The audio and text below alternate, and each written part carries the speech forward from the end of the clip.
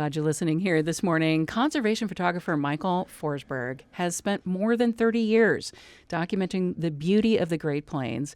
His work has appeared in places like National Geographic and Audubon, and he's presenting his work at the Arts for the Soul series coming up at First Presbyterian Church in Lincoln tomorrow at 7:30 p.m. It's his program Cranes, Plains, and a Watershed. And just to note that Plains is spelled with an A-I there, just to be clear, a photographer's journey in flyover country. It brings together images and stories with a conversation about his process. Michael, welcome back to Friday Live. Always a pleasure. Thank you. How do you feel about that term, flyover country? It's always fun to ask people when you're in some other part of the country if they've ever been to Nebraska, because you don't get a big show of hands. But if you say, have you driven through it or flown over it at 30,000 feet, almost everybody raises their hand and then chuckles. Yes. So, for sure. Do you know, we were just talking about Buffalo, New York a little bit before we went on mic. Yeah. Someone asked where I was from, and when I said Nebraska, they gave me a 10% discount and a free hat because they had never met anyone from Nebraska. But I imagine... Hey man, take what you can get. Yeah. I imagine flyover has yet another layer, obviously, because you have photographed so many cranes, and you're following these cranes on their migration path. Mm-hmm. So how did you arrive at titling this presentation that you're going to be giving for Arts for the Soul? Well, I mean, it's just kind of a little riff off of Planes, Trains, and Automobiles, right? Old famous John Candy film. Yes. But, I think that's where we live here in Nebraska and where I was born and raised and have spent most of my life is this great nexus of really important geographies that come together here in the heart of North America. We're really the center of these great east-west and north-south roads. The east-west roads are the roads that a lot of our human stories tell. And we have these great north-south roads that a lot of our wild citizens that we share the planet with tell, going back to the bison, vast bison herds, to this great river in the sky that is pipelining, hundreds of species of birds and butterflies and dragonflies up and down the continent all the time, and we're right in the middle of it all. So we may not be anywhere as close to an ocean and a good drive away from the mountains, but I would argue this is one of the most remarkable places on Earth.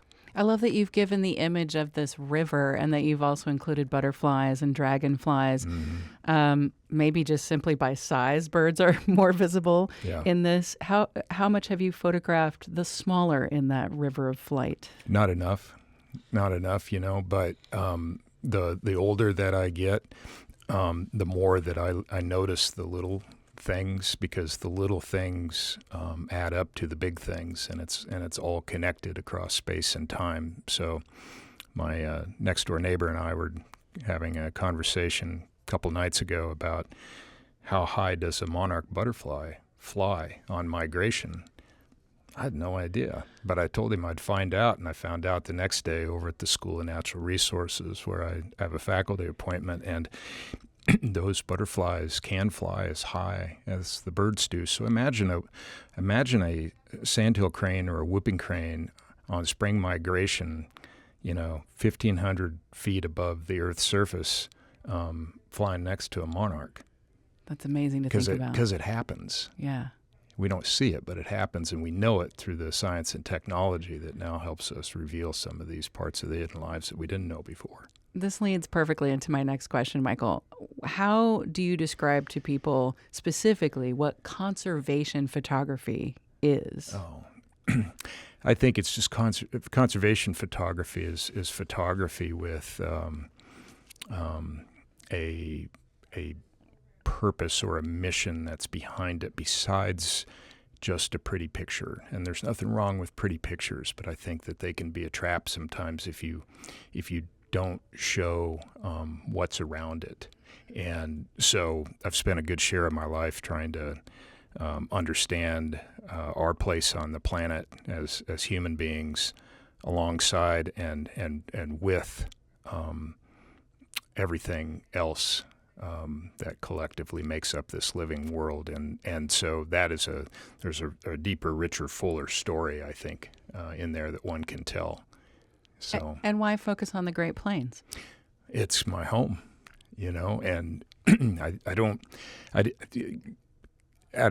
as a kid and growing up, if somebody would have told me that I would have made a life here in Nebraska and raised a family and had a career, I probably would have laughed them right out of the room. Not because I didn't have a great childhood, because I did, but my eyes were set, in far-flung places. But life takes you in the direction that it wants you to go, and I can't be any happier or prouder of having spent what did you say, over 30 years? I don't know when is the change from over 30 years to less than 40? To less than 40, yeah, that's a good question. I think we're right on the cusp now. My God, I'm getting old. To almost 40, or right. Well, we'll see when that phraseology changes. I'll let you know. Thanks. I would argue, actually, that I think maybe even your photography and seeing some of the photographs would give someone more of a link here. There is a common thing of Nebraska kids, people who grew up in small towns like myself, wanting to get out or go someplace else. Yeah. But I think your photographs make us love this place even more. Well, I hope so.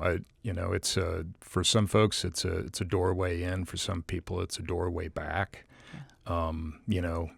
The old adage, you have to leave something in order to appreciate it, I think is very true in a lot of ways. But the thing about being here is that, the beauty that's here is not something that you can appreciate necessarily from a roadside in 5 minutes. You really have to linger, and you have to spend days, years, lifetime in order to see it. How do you get so close to the subjects that you photograph? A lot of time and a lot of failure, So you learn as you go. But here, in the Great Plains and especially in Nebraska, since most of our land is privately held and not publicly held, you have to have access.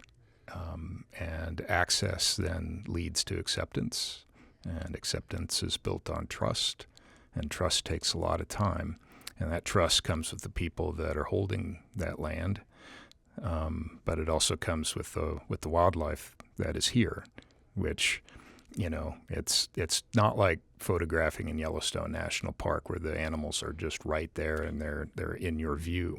Yeah. Everything here runs fast, has great eyesight, lives in holes in the ground, and maybe has been hunted. And so you really do have to spend a lot of time.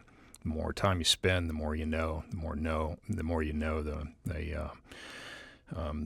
more opportunities you have to make a picture that is not just a graven image of something in a frame, but something that makes you connect in an intimate way or feel something. And I think that's the key is to put something in a frame that is not just what you see, but what you feel. And that takes time. Are there times that you remember when you've just been waiting for the longest time to grab the photo you need, and then finally it happens? Or you've waited and it doesn't happen? Both, yeah. Wow. And the latter much more than the former, and but that's the thing is that whether or not you're working with in a landscape or with wildlife or even with people, sometimes the pictures that you make are not what you have intended to go out to take, but you're always given something. And when I say given, I do think these photographs that you don't get them, you're given them, the really special ones. And every single one of those has a story. Michael, before I let you go, I know people are going to have a lot more questions for you at this event on the Arts for the Soul series. Yeah. You say, when I began as a photographer, I was taking pictures mostly for myself. When we had children, my mindset changed. Can you tell me more about that? I think it's just what it says. You when I was young, I was emulating others, and I was sort of suffering from my art, And when we had children, the focus wasn't looking back, but looking forward, and what is it that we are going to leave for our kids? And because nature is so important to me, and it's really important to all of us, what can I do with this work and with the gift that I have to make a case for what's at stake for our world in the future, and so I've been really, really fortunate in my life to be able to do that here and in a community of people that have supported me. I've been speaking here with conservation photographer Michael Forsberg, specifically about his upcoming presentation, Cranes, Planes, and a Watershed, which is part of the Arts for the Soul series at First Presbyterian Church in Lincoln. That's happening tomorrow at 7:30 p.m., and we've, of course, got links to more information on the Friday Live page at nebraskapublicmedia.org. Michael, always a pleasure. Thanks so much for coming in this morning. Same here. Yeah, see you next time.